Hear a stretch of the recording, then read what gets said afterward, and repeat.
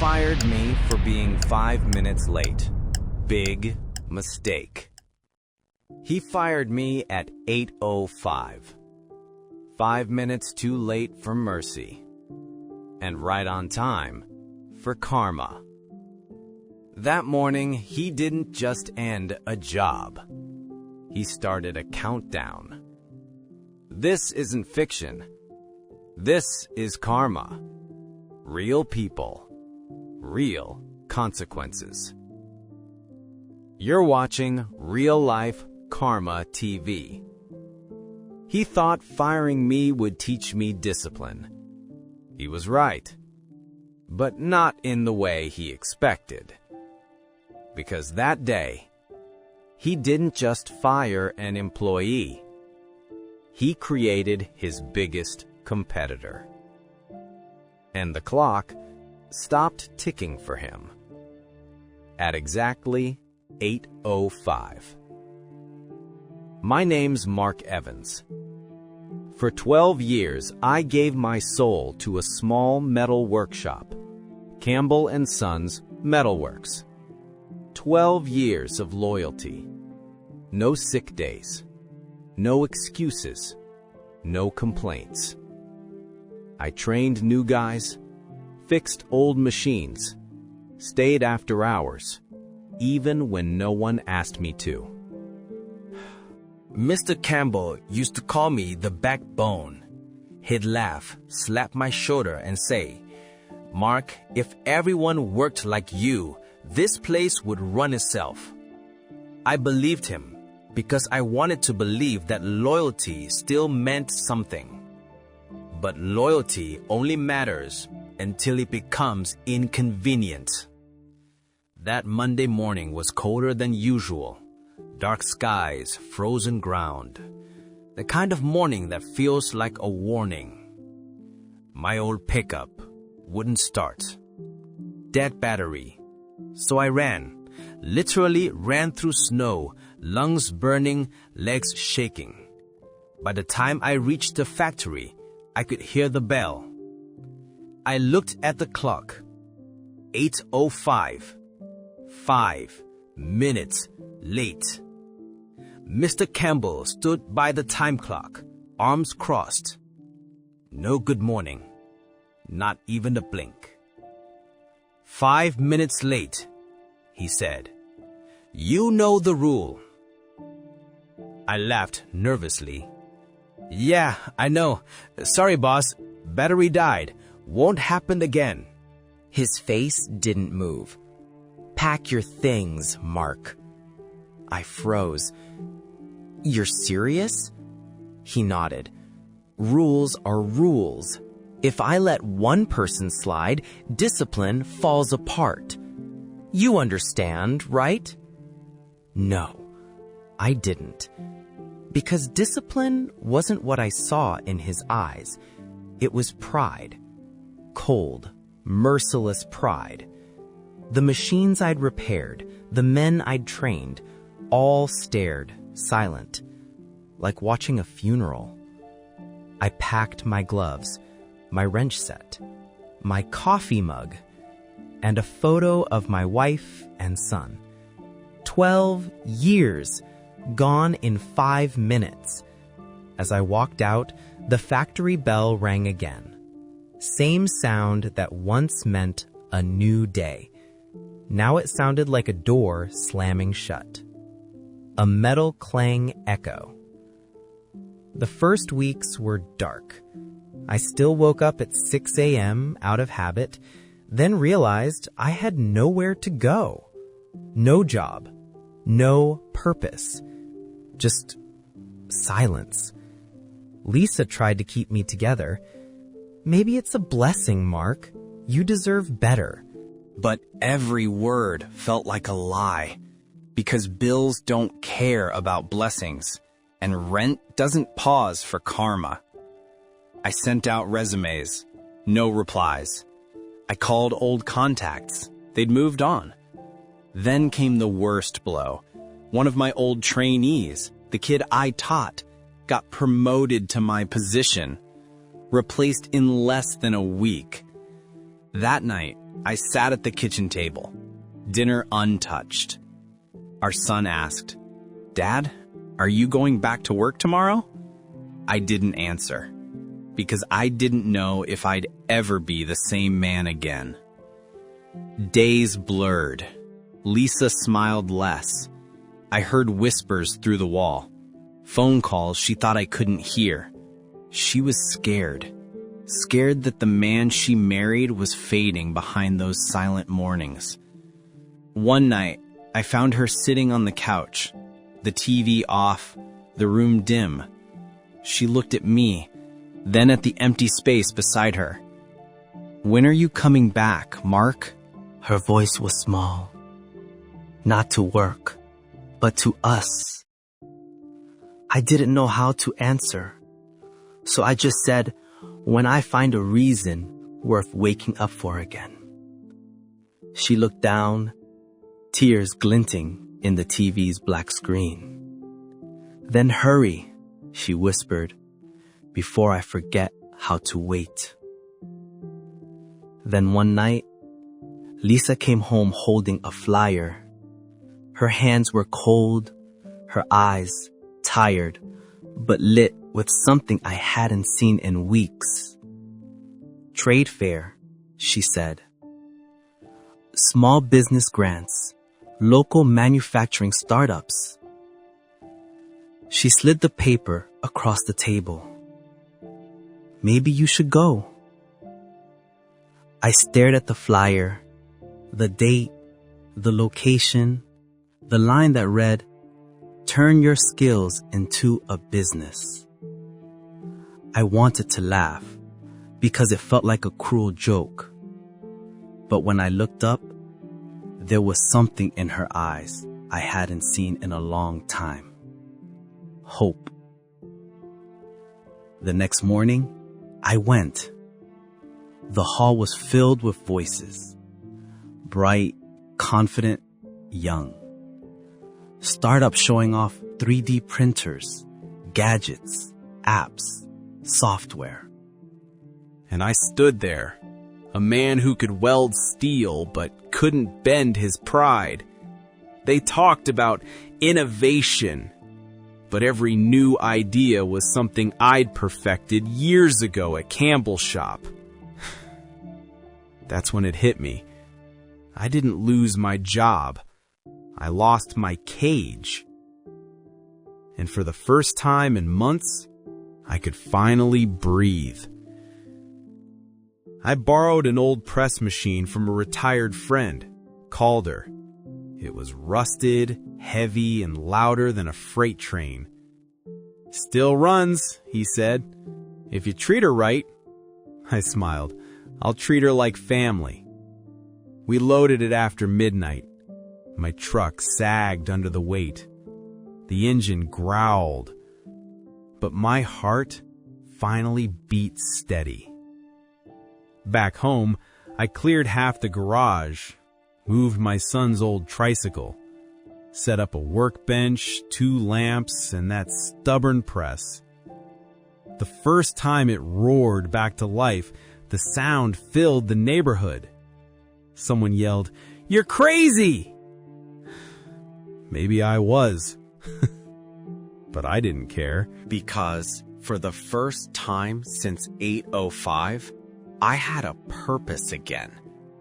I called suppliers directly, promised quick turnaround, fair prices, no nonsense.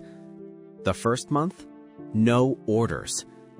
The second, 1 small contract. The third, that client brought 3 more. Momentum. Slow, but real.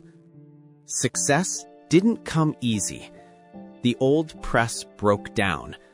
A gear screamed and died at 3 a.m. I missed a delivery. The client nearly pulled out. There were nights I wanted to quit. When Lisa found me sleeping on the cold floor, covered in grease, mumbling invoices and deadlines. She didn't yell. She didn't cry. She just knelt beside me and said, "Keep going. Karma doesn't forget hard work. But as orders grew, so did the distance between us. Late nights, missed dinners. I'd say just one more order, but one more became never home. Lisa started to doubt again. One night, she waited up. My phone buzzed. A text. Midnight pickup. Back door. Cash only. Her eyes filled with tears. Are you hiding something from me again? I handed her the phone. It's for a supplier. The back door is their loading dock. Cash only because their card machine's down. She looked away, embarrassed. I'm sorry, she whispered. I didn't want to lose you to something else. I stepped closer. You didn't lose me, Lisa. You're the reason I'm still fighting. She nodded, eyes glistening. Then promise me one thing. What? Whatever you build it with respect. That night, I finally understood. She wasn't angry. She was afraid. Afraid I'd become like him. Then came the call that changed everything. Mark, I heard you're running your own shop now. We're tired of Campbell's excuses. Can you handle a big order? I said yes, even though I had no idea how. For 3 days and nights, we worked nonstop. Lisa labeled parts until her hands shook. Our son held the flashlight like a soldier. At dawn on the 4th day, we loaded the truck, rain pouring outside. The road was slick, tires hissed, but every drop that hit the windshield felt like a blessing. We delivered on time. No scratches, no excuses. That client called back, amazed. Then another called, and another. Soon, the garage was too small for our noise, too small for our dreams. We rented a warehouse. 4 walls, 1 roof, and hope thick enough to echo. For the first time in years, I didn't measure life by clocks or bells, only by the sound of steel meeting steel. Then one day, the phone rang. The voice on the other end was thin, tired, familiar. Mark, it's Campbell. I almost laughed, not out of anger, but out of disbelief. He said, I heard about your company, Evans Metalworks, right? You've been doing good work. My shop's been struggling. Clients are leaving. Machines are breaking. Maybe we could work together. Silence filled the room. Even the ticking clock seemed to hold its breath. Finally, I said, Sure, let's meet. Because some lessons need to be learned face to face.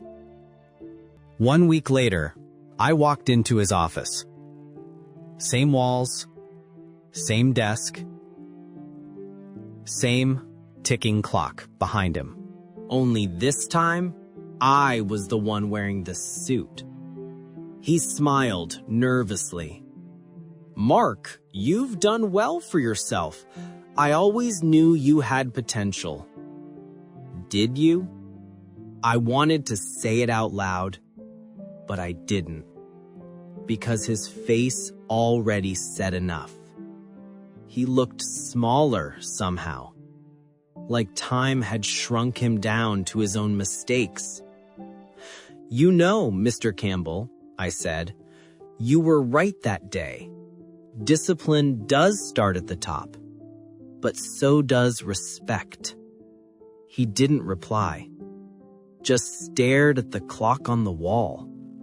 It read 8:05, the same broken clock that had fired me 12 years ago. As I turned to leave, I heard him whisper, "I just wanted to keep order, Mark. I didn't mean to ruin your life." I stopped, looked back at him, and said, "You didn't ruin my life, Mr. Campbell. You started it." Then I walked out. Behind me, that old clock kept ticking, counting down to his own ending. 6 months later, Campbell and Sons Metalworks filed for bankruptcy.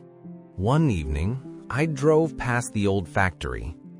The gates were chained, windows shattered, grass crawling through the concrete. Through a broken window, I saw it. That same wall clock, frozen at 8:05. I didn't celebrate, because karma isn't about revenge. It's about correction. He didn't lose everything because I wanted him to. He lost it because he never valued what he had.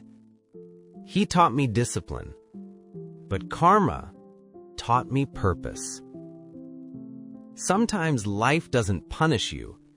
It just reroutes you, pushes you out of the wrong door so you can find the right one. If I hadn't been fired that day, I would have never built my own company, never found who I could become. So yeah, he fired me for being 5 minutes late. But karma? It arrived right on time. This was a true story. Real people, real consequences. You're watching Real Life Karma TV. If you've ever been treated unfairly, if you've ever watched someone underestimate you, don't break, don't beg, just build. Because karma doesn't come with a warning, but when it does come, it hits exactly when it should. Every story you hear here started with someone brave enough to tell the truth. What about you? Have you ever seen karma happen right in front of your eyes? Don't keep it to yourself. Share it. Tell us your story in the comments below or send it to reallifekarmatv@gmail.com, because sometimes your story could be the one that wakes someone else up. Real stories, real consequences. This is Real Life Karma TV.